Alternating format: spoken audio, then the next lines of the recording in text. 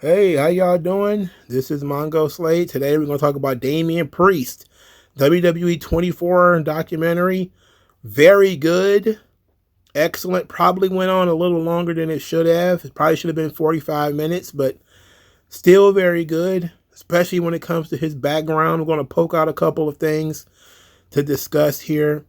Not go into any real detail about the documentary. Just going to touch on some things that I found very interesting. All right.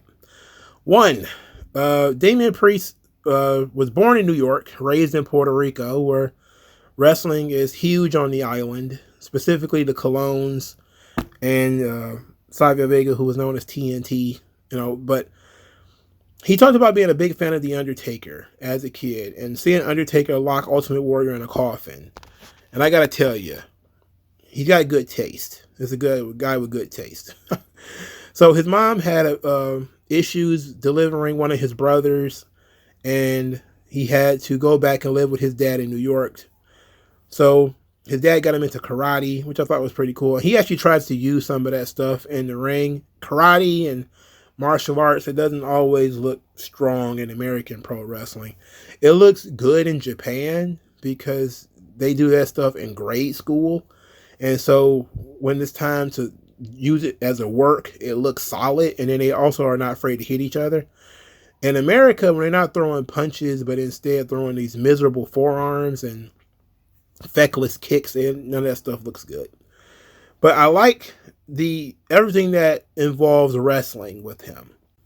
How his brothers respected him. And that's one thing that really made me smile. He had two little brothers, two stepbrothers. And they talk about him with such reverence and like he was their best friend. And they smile and laugh. All these guys are adults now, and they smile and laugh when they talk about him. Like, that's real special. I like that. I like to see stuff like that. It made me feel good. One of the few times I look at these things and I feel good. Also felt good when his dad met the Undertaker. The Undertaker said, "You got a good kid here." He's like, "Yeah, I do." I was like, "Oh, that's sweet." This guy got a great family. His family seems to be very close knit. I like his family. His family is very cool. His struggles was the most humanizing, I think. He's a big guy. He seemed like a natural for the business. But as Triple H kept saying, he was a guy who was playing wrestler. Like, he was an Undertaker cosplay guy from what it seemed like. It was all dark and gloom. And even to today, he still kind of does that. But he comes off like a guy who is a fan and was imitating the stuff that he saw. And you could see that in some of the footage that they had. With him, the way he gimmicked himself up. Even when it comes to like Punishment Martinez, it still came across kind of Undertaker-y. And Triple H was trying to break him of that, trying to get him to be himself. And then threw him in the Judgment Day, where he had to once again be like Super Shredder or something. I don't know. I like hearing that he went to his FCW tryout, but he was 400 pounds and his skills were not up to par. This was in 2010, by the way. I like this because it shows where he came from. That he was critical of himself, and there took some self-reflection. First it was a pity party, and his mom went through that with him. He would call his mom, "Mom, they don't want me. Mom, they're not interested in me."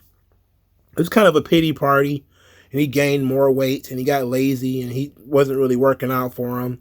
And it got to the point where he pretty much had resigned himself to being an indie wrestler. And so he went to work for a club, and the club had him wrestle on the side, and then they wanted to give him a little bit more responsibility. So they told him he couldn't wrestle anymore, so he quit and figured out that that was his passion. And then I was shocked to hear that at this point in time, he was living with a girlfriend, and she had 4 kids. I said, "Bro, what the hell were you doing?" I forgot how old he was. Like, what the hell were you doing? Let's see this woman. Let's see what she looks like. What were you doing hanging around this woman with 4 kids? Anyway, he went back to the Monster Factory. He put his nose back to the grindstone in 2014. And this is where he started playing into the power of positivity and trying to figure out what he could do to fix things. And he met Paul Heyman around this time. He started getting some work as an extra in WWE. So they started seeing his face. They started watching his progress. Heyman is there helping him. I love Paul Heyman. He's always there.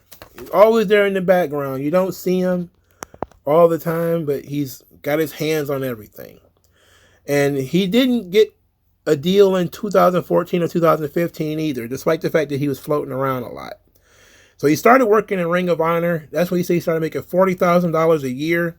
And he felt like he was solid at that point because he had went from making virtually nothing to now making a regular salary, where he now making money in the business, even though $40,000 doesn't sound like a lot for a wrestler, but for Ring of Honor, it was probably quite a bit, considering it was never at any point in time a huge scenario.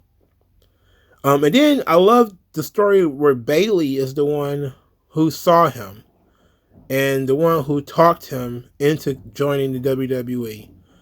And I also loved that when he finally did come to WWE, it was because WWE called him. That's a major difference. When you go looking for them, they're a little bit more critical than when they come looking for you. I'm pretty sure the business was better too in terms of money and opportunities and everything, right? And then from there, they go through his time in WWE on NXT as Triple H continues saying that he's trying to play wrestler and he doesn't know who he is yet. At this point, again, Damian Priest is like in his early 80s, all right? He is who he is at this point. But I really liked the stuff with Bad Bunny and how he took that as a responsibility and he wanted to make that good and he accepted the pressure that comes with it. It was his first WrestleMania and he had to work with a guy who had never wrestled a match before. And at this point in time, of course, Damian Priest had been in the business for a while. You know, this is 2020, 2021. He had been wrestling since 2009 or something like that. So this guy has a decade in the business. And he's only been at the top level for 2 years, maybe 3. And the company has now made him responsible for Bad Bunny. You know, so I thought that was very interesting. And usually people would take that as they're setting me up for failure, where he looked at it as an opportunity to achieve. And I love that because you do see the difference between people who are success-minded and people who are failure-minded. Somebody who has a mind made for excuses and failure will look at that and say, my first WrestleMania ever, they put me with some rapper, and of course it wasn't going to work out. But instead, he took it as, man, I get to work with the biggest star in all of Puerto Rico. I want to make sure he looks good. I want to make sure I look good. Let's lay this thing out where everybody can get the most out of it. He's not responsible for training Bad Bunny, but he is responsible for putting the match together and make it, well, one of the people responsible for putting the match together to make sure that Bad Bunny looks good and to make sure that the business is good. And he was able to do that. And then he was able to double down on it the next year in 2023 when he had to wrestle Bad Bunny one-on-one. And I thought that was amazing because he talked about it being full circle for him. It was Puerto Rico, the places where he fell in love with wrestling, and now he's going to have the biggest match of his life. And he talked about how the match was bigger than winning and losing, which I truly believe.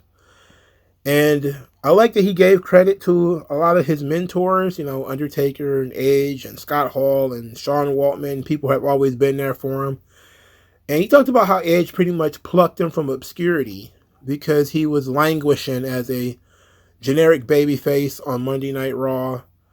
And then Edge talked him into doing, you know, a new brood And then Edge actually cared enough about his opinion to run things by him. Like, what do you think about Rhea Ripley? What do you think about Finn Balor? What do you think about, doing this thing? And Edge is the one who helped him, guided him through this thing, making him feel a little bit more comfortable in being himself.